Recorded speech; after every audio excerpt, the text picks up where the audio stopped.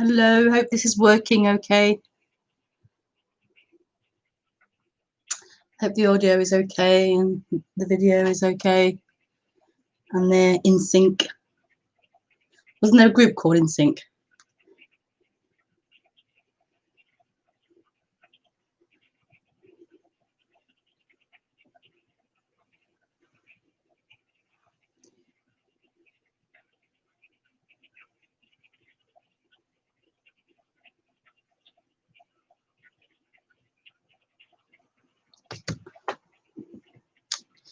I'm not sure what In Sync used to sing.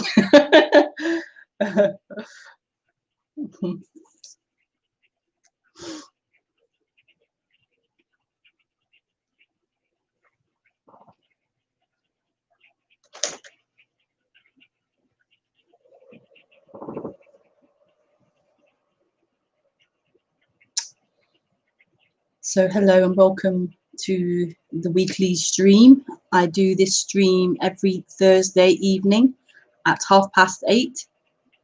That's 8:30 UK time. And yeah, you watch on YouTube at 8:30 and you can ask questions through Skype, and my Skype address is Rebekah Maroon. So just friend me on Skype and you can send questions. You can either write questions to me and I'll read them out and answer, or you can ask to call, type and ask to call in, and I will call you, or you can call me when I say yes, you can call. That's all through Skype. But first I will speak on the topic at hand, and then I'll open it for any questions to be asked. I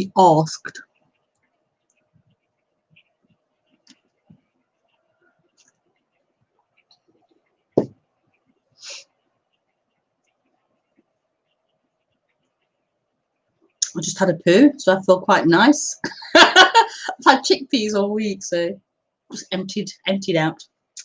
Sorry about that, but I just felt quite nice that I've just been to the toilet. Oh dear. Yeah.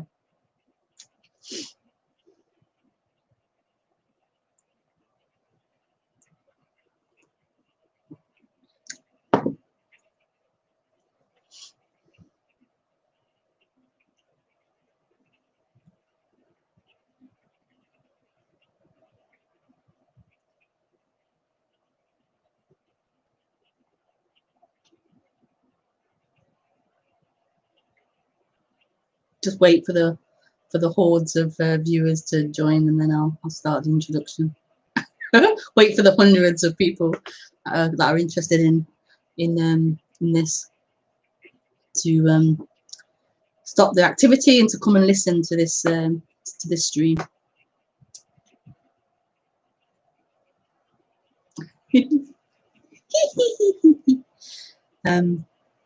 Okay.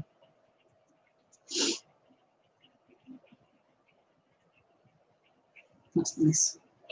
We have a nice breeze from the fan hitting me.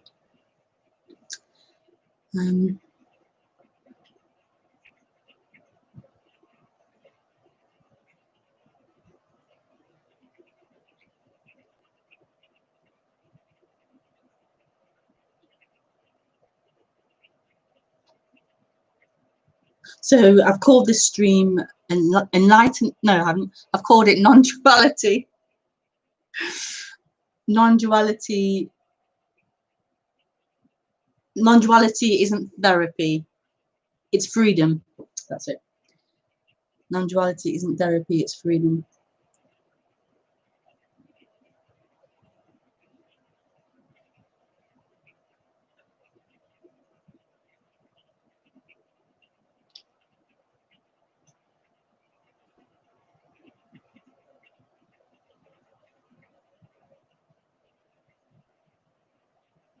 And I've called it that because non-duality isn't therapy. It's freedom.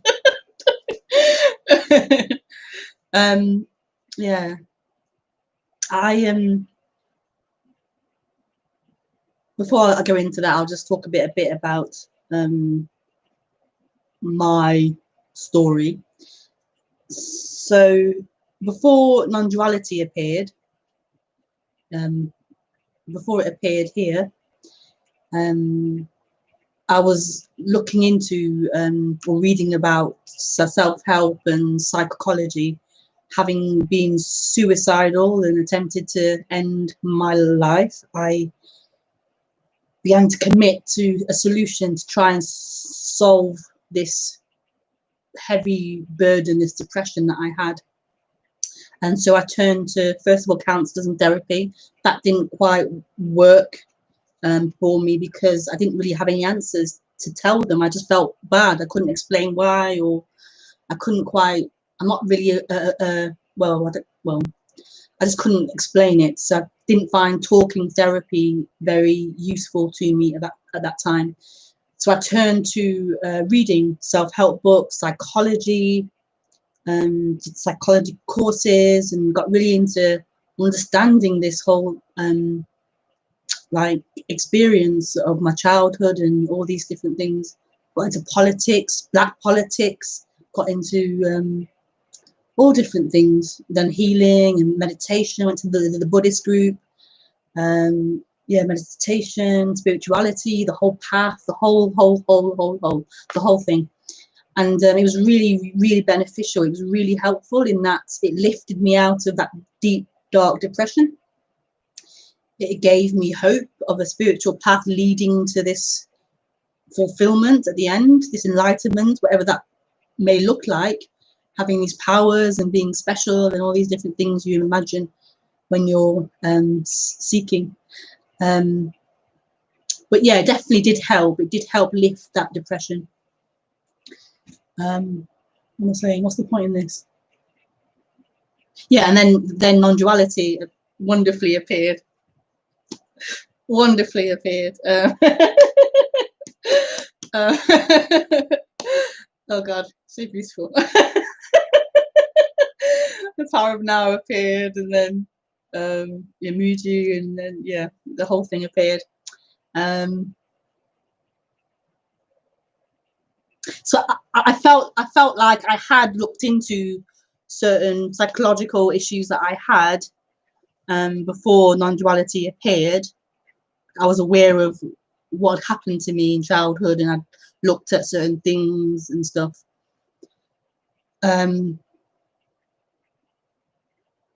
To a point. But I'm now looking back and seeing that I hadn't really seen the impact of my childhood on me. I hadn't really seen the impact of being a child abuse survivor, and the long impact that has on someone who's been abused as a child. The far-reaching impact of that on the conditioning, on the pattern, the dynamics of that human instrument. So I'm now kind of seeing some of those patterns, and and just being honest and open to looking at them, and being open and honest to the dysfunction of some of the patterns that I might have. And it got me thinking about, you know, how we hear about these teachers or gurus, or even like these managers of big corporations who end up doing like really awful things, like abusing their employees or their students, or either sexually or verbally or whatever, physically or financially or whatever, and we judge that. But I can totally see how that can happen, because particularly in a non-duality sense, or a teacher sense, rather than a manager of a business, but in a spiritual sense of being a spiritual speaker or spiritual teacher. I mean, non-duality, this awakening to what you are, this merging back into everything is utter love. It's utter love. And in that, then everything is okay. Everything is okay. It totally is okay. because it isn't divided, it isn't wrong or bad, it's what is, and it's totally okay whatever's happening. So the story of Raman and Maharshi, who sat there and rats were eating his skin or something, his body or something, it was just like in bliss. I can totally see how that can happen, because because everything is everything is happening, and it's free. It's so beautiful. So you can be an arsehole, you can be anything as a human, and it's kind of okay. It's okay, because it isn't someone's behavior, it isn't someone's attitude or someone's experience anymore. It's just happening. It's free and it's whole. It's just happening. It's not owned by anyone or anything. No one owns what's happening. It's just happening. It's total freedom. Total freedom.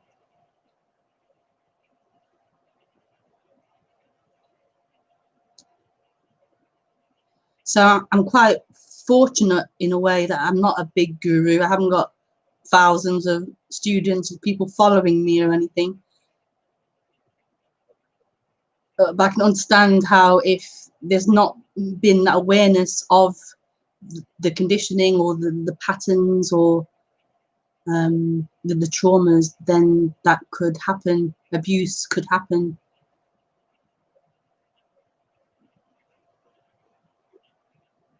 Abuse does happen.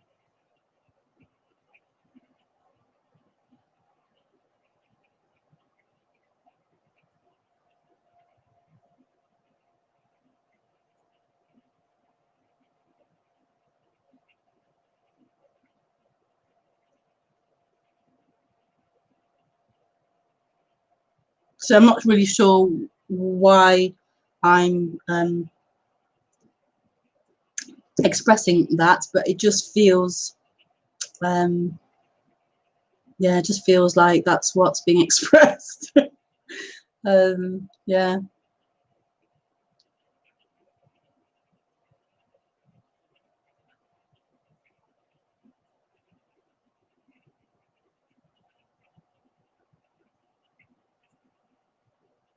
We have this imagination that somebody of a certain level, so a teacher or a manager or a prime minister or a celebrity, is somehow we glorify people in these positions, imagining that they're not human.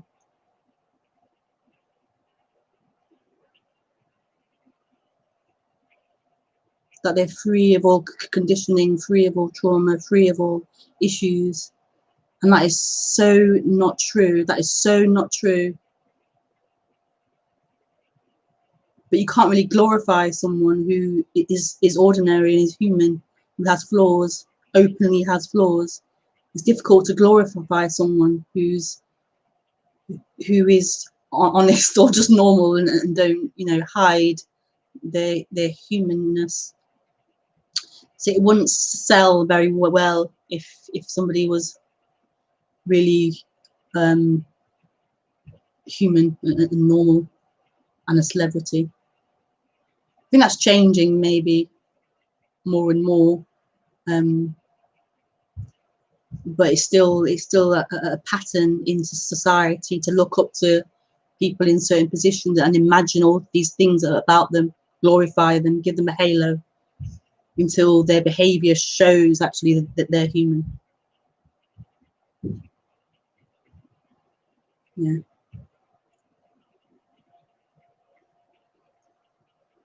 So then what is non-duality?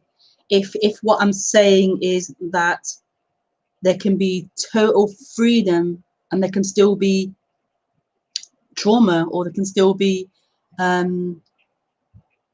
unconscious patterns of behavior, dysfunctional maybe patterns of behavior, then what is What is non-duality? If this isn't a therapy to fix those issues, if this isn't about helping you with your trauma or your conditioning or your patterns or your dysfunctions, then what is non-duality?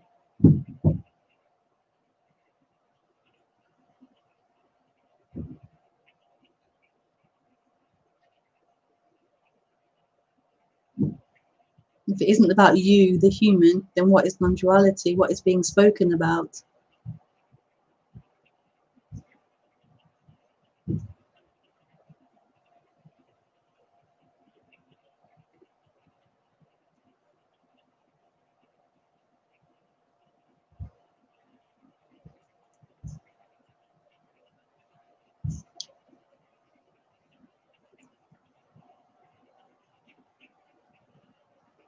I could only describe non-duality as total freedom.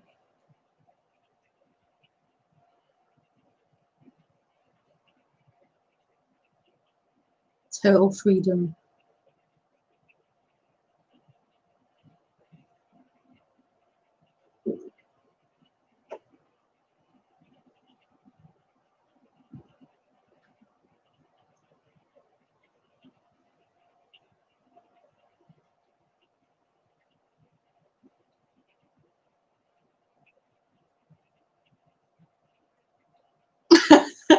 I'm not sure I can say anything else about that.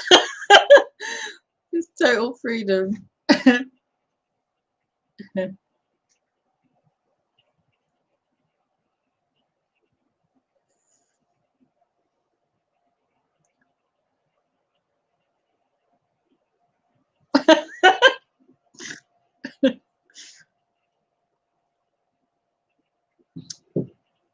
What is total freedom then? Let's look at that. What is total freedom?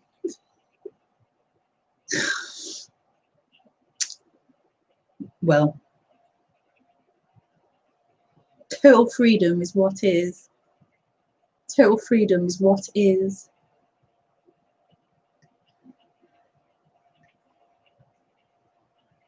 That this is happening, that life is happening. And it doesn't belong to that imagined someone that the brain projects. It doesn't belong to anyone. It isn't being operated by anyone. It isn't being controlled or managed by someone. So whatever's happening, whatever's being spoken or thought or felt or imagined or seen or heard or whatever else is what's happening. It's what's happening. It's total freedom. Total freedom. But this, what's happening, doesn't give this imagined person anything. Doesn't give the imagined person a perfect life experience. It's totally impersonal, which can't be understood by the personal mind or the personal idea of who you are, the story of someone. Because that's all about me, about person, my life, my situation, my experience. But that's someone who feels it has a life, that it's heading somewhere, that it controls everything, isn't actually a someone. There isn't someone like behind that idea, that owning it or controlling it. It doesn't belong to someone. It's just an appearance that happens in humans or to the human experience.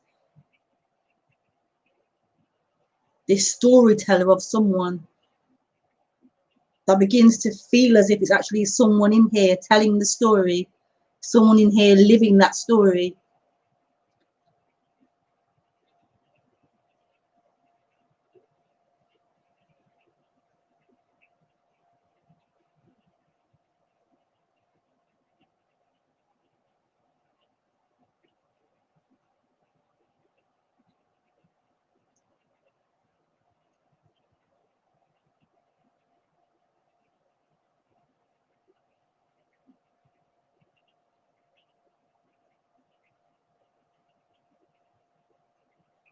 But this is the only freedom there is.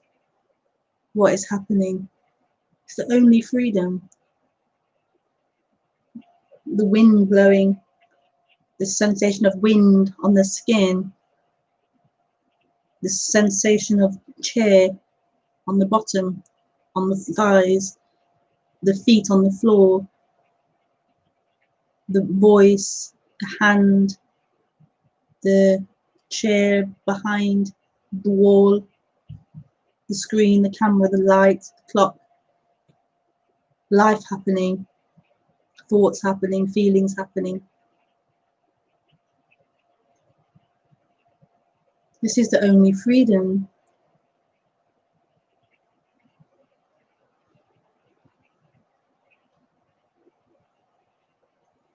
Inside the story of time, the story of the world, the story of other, the story of me. There is no freedom in that. There's no freedom in that. I'm not saying it shouldn't be, it shouldn't arise or it shouldn't appear. Time appears, the idea of time appears, the functioning as if time is real happens.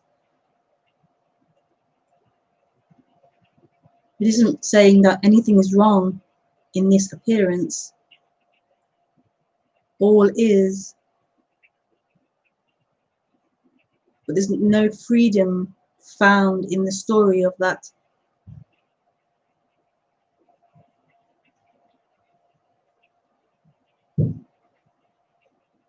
It's a story happening.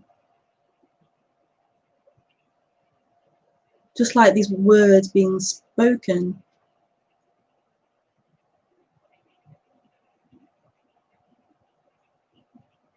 There's a story happening.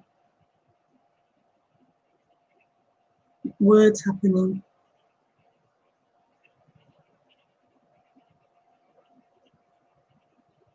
They aren't true. Nothing can be true. Nothing can be reality.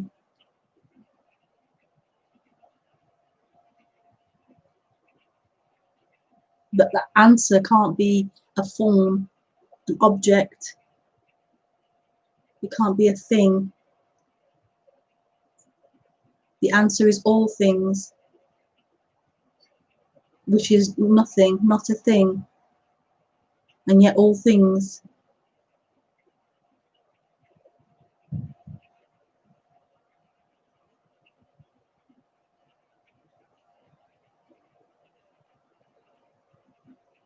I mean, that's not useful to a story of someone.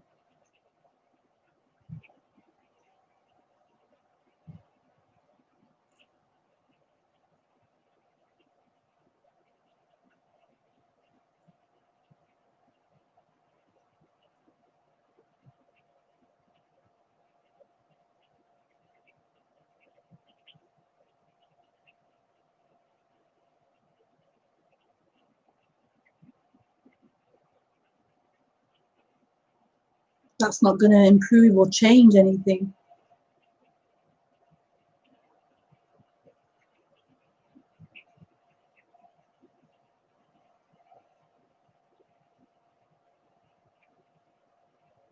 But this is what is looked for. Freedom. Freedom.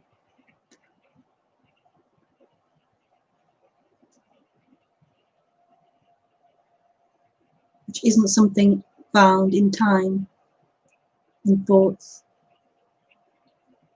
in feelings,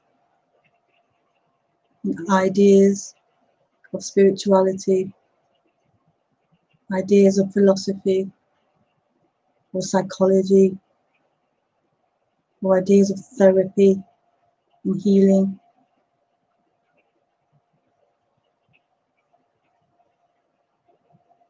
This is it. This is what freedom is. Life happening.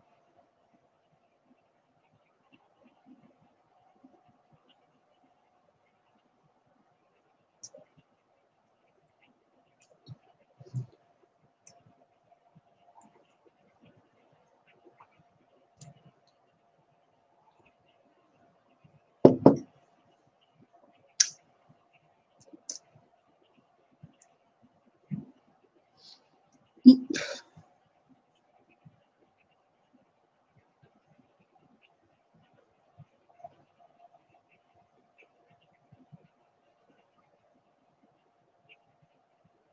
this is the most beautifulest subject, not because it gives you anything, but because it already is this.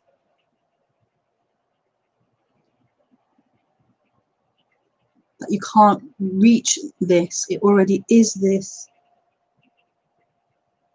You can't take steps to this, it already is this. You can't heal to this, it already is this. You can't learn this, it already is this.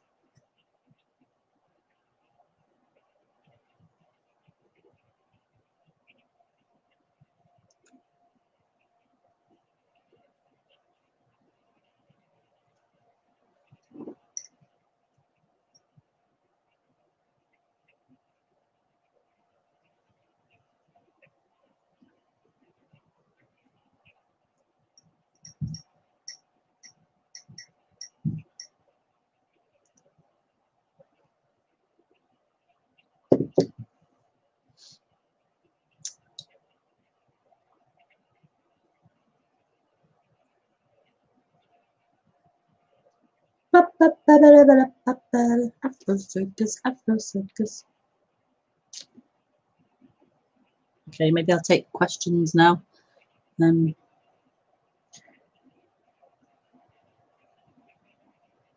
I accept you.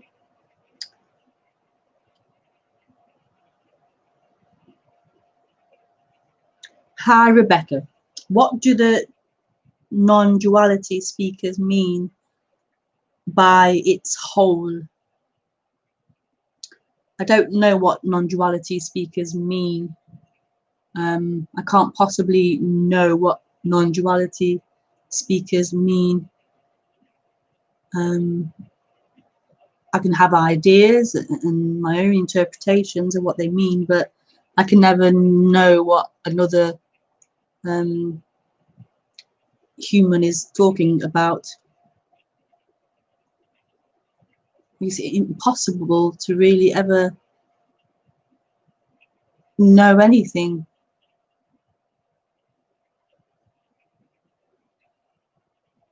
Can't know anything.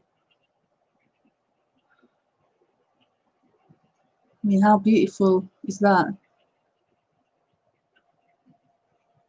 Whatever you think you know,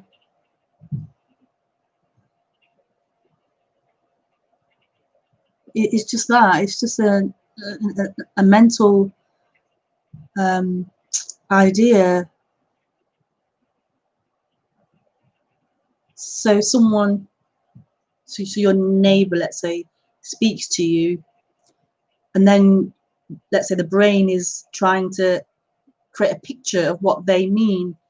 But how do you know your picture is what they actually mean? We don't. We just exchange ideas and try to understand and match ideas, but we never really know. But anyway, sorry, that's a bit of a so yeah, I don't really know what other speakers speak about.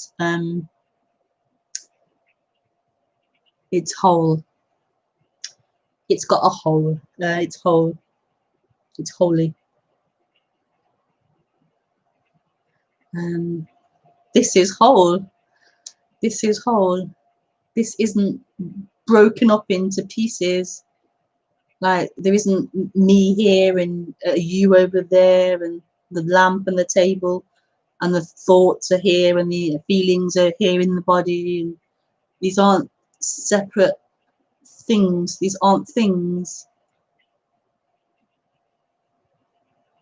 This is undivided. It's whole. When there's that feeling of separation there, then it does feel separate. It feels like I'm separate. I'm an entity in here, and the other is an entity out there, and the world is out there somewhere, and feelings are happening to me, thoughts are happening to me. It's all these separate pieces, separate things, objects. but there's a longing to find wholeness, a longing to not be separate from everything, for the collapsing of that imagined dividing line, or that imagined inner and outer experience.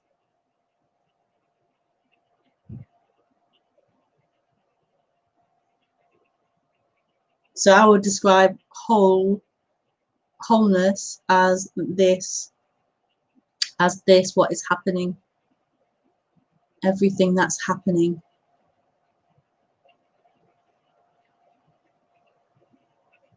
Everything.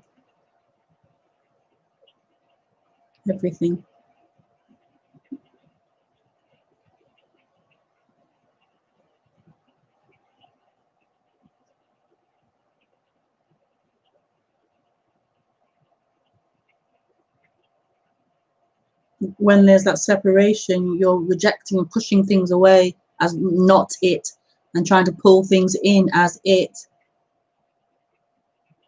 There's always this pushing and pulling, this rejecting and this craving, this not completeness, not whole. And this has never been a problem.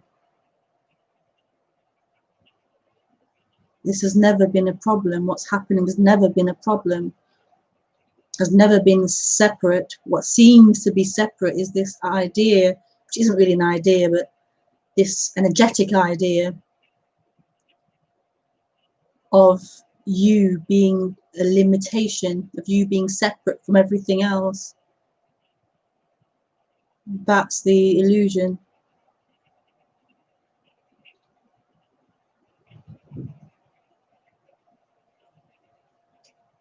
That there is separation. That's the illusion.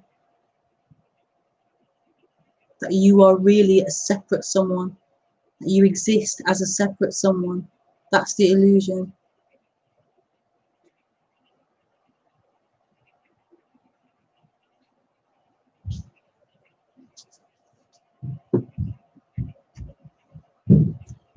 Thank you, Prachi. Thank you, Prachi, for your question. Ooh.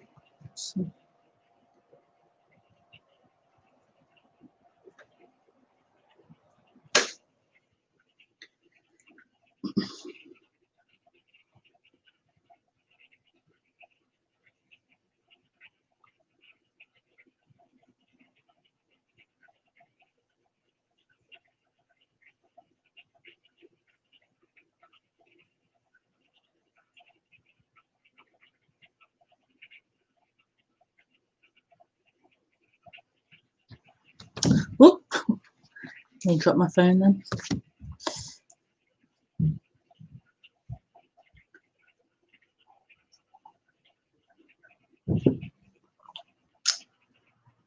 That's all the questions.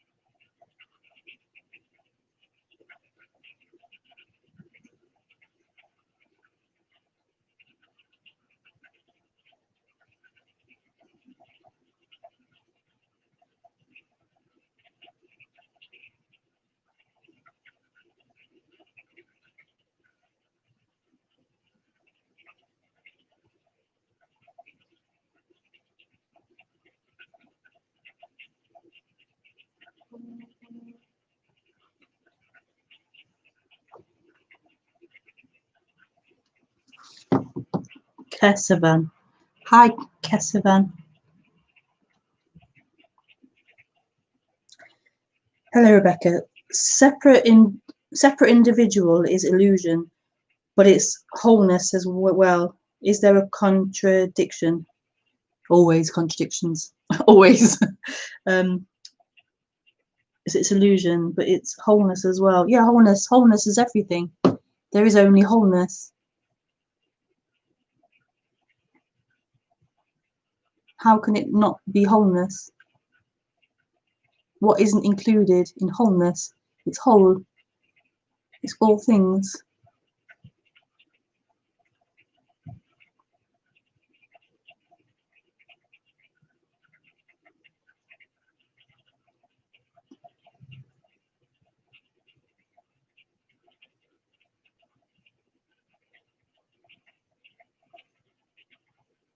But from the experience of separation.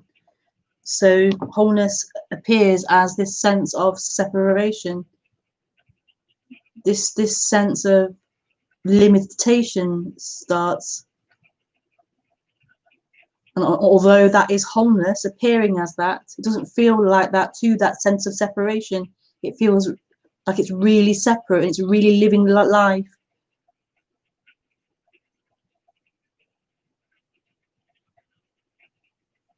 So this message isn't communicated to that sense of separation, to that illusion. It's just communicated, and there's a resonance that seems to happen. Resonance. That story of someone of limitation isn't true.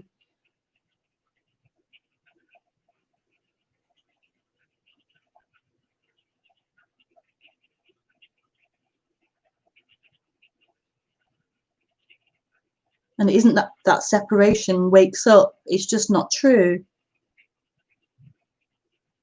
It's never been a separate someone alive.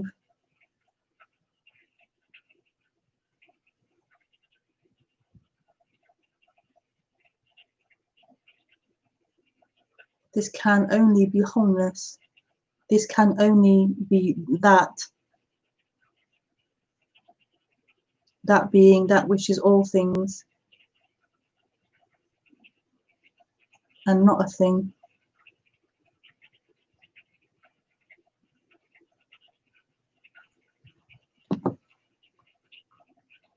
But yes, many contradictions.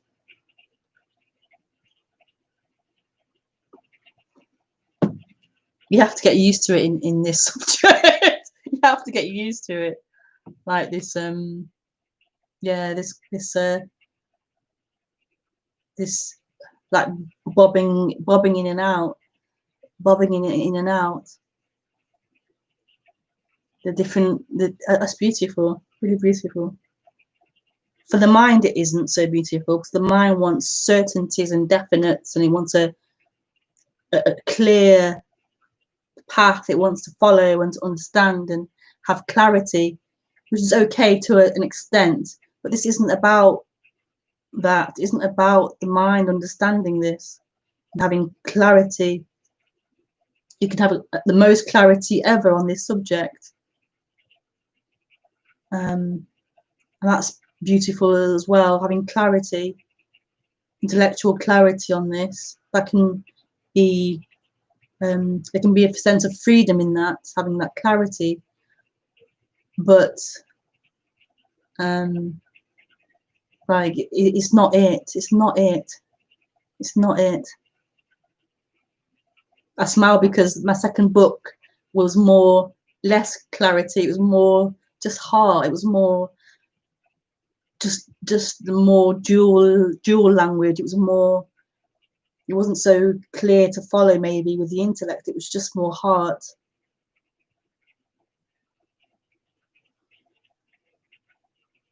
So you get used to this kind of bobbing between the language, and it begins to not matter. It begins to not matter.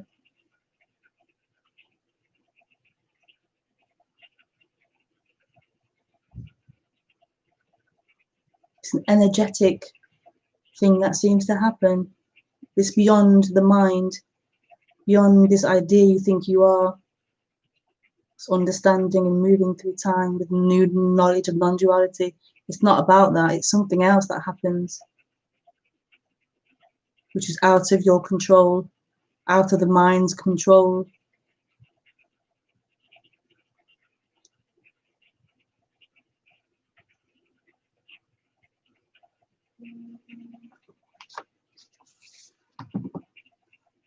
Thank you for your question. Lucas. Hi, Lucas. Oh, accept.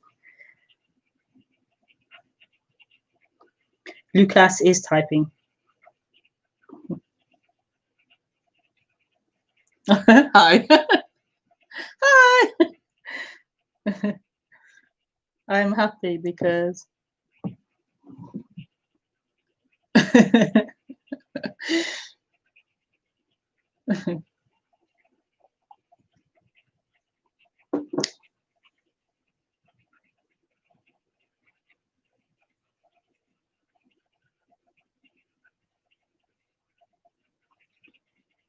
because I watch you very, very long months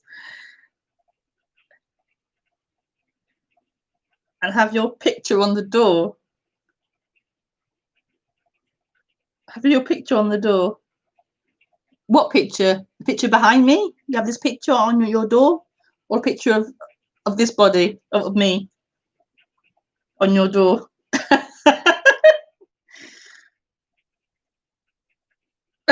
I printed your face. Oh God.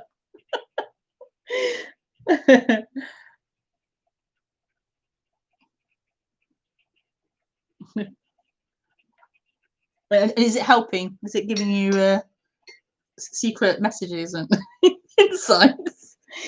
And this video gives me power, real in life.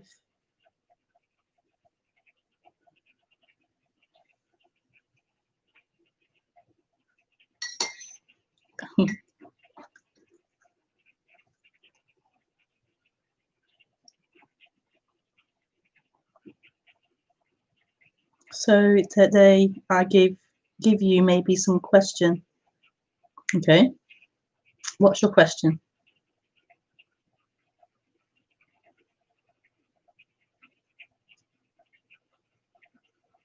Do you? Oh, I'm still typing.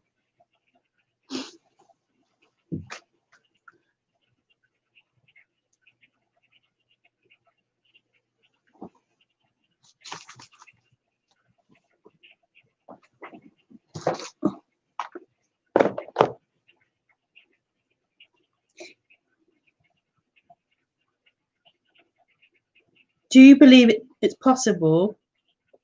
You can. Do you believe can be immortal memory? Immortal memory. What is that? Immortal memory. Immortal memory. Like the memory never ends or something.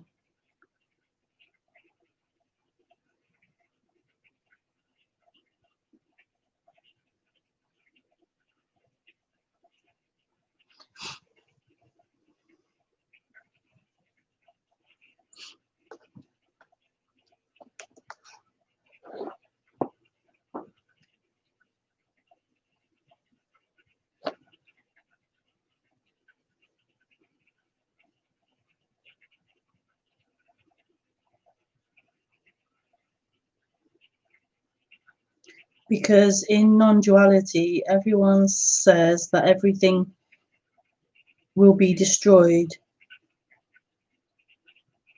but there is also a strong will to be immortal. What you want to be immortal, and we remember so many histories of world.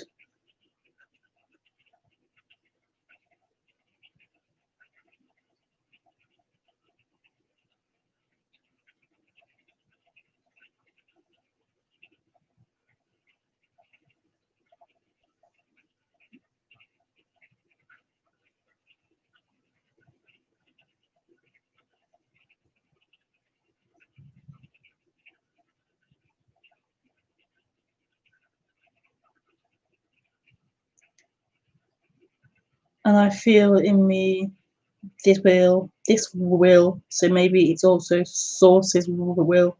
What the will to have an immortal memory.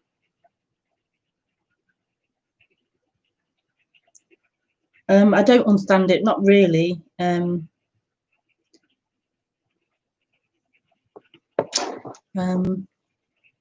So basically, you want to stay alive forever. You want to be immortal.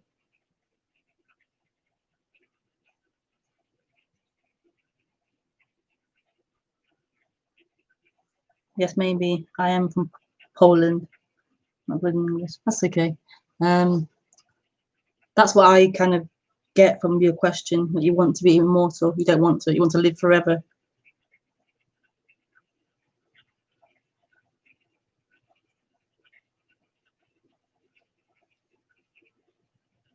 That's been the quest for, well, we hear about that quest in mythology.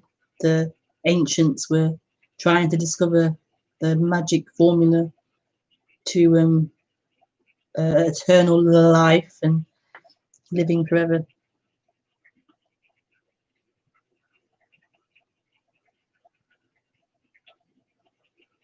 But the question is about immortality of memory. I'm not sure memory. I'm not sure what memory you mean. I don't get the memory part. I think it's more about the immortality of you. You want to live forever.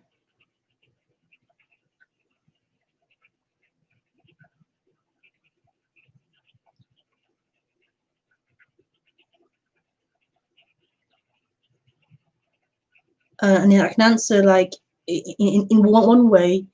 In one way, you will live forever because you weren't born. What you are isn't something limited.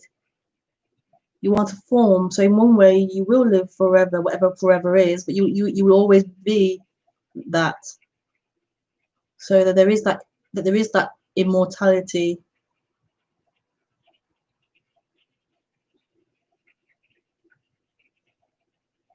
And that's been the quest to discover how to live forever.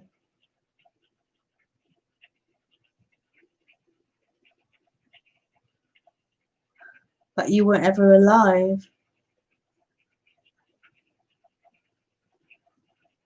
That what is and what isn't is what will live forever. But this idea of a person, of you, this limitation idea of you, isn't a truth. Isn't reality.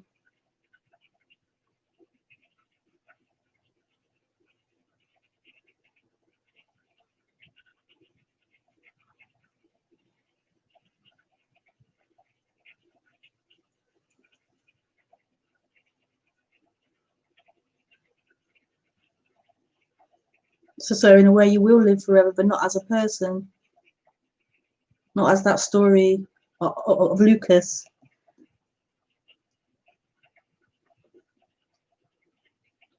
The story of Lucas is a passing idea, a passing thought, a passing dream.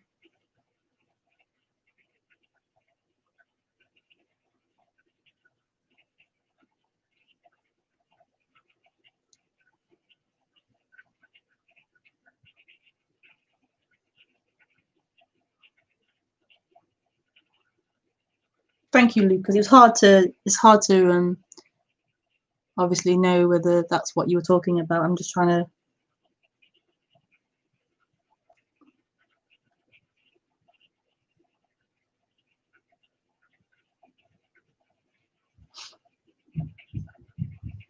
Okay, thanks. I'm satisfied. uh,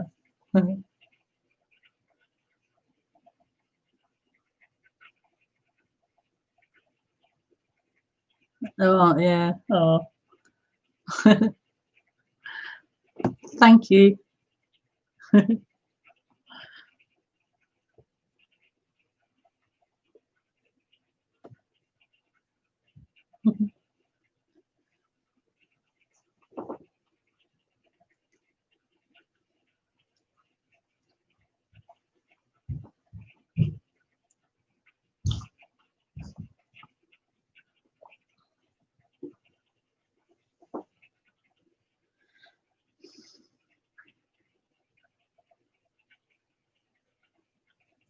Okay, so maybe that's enough for this evening.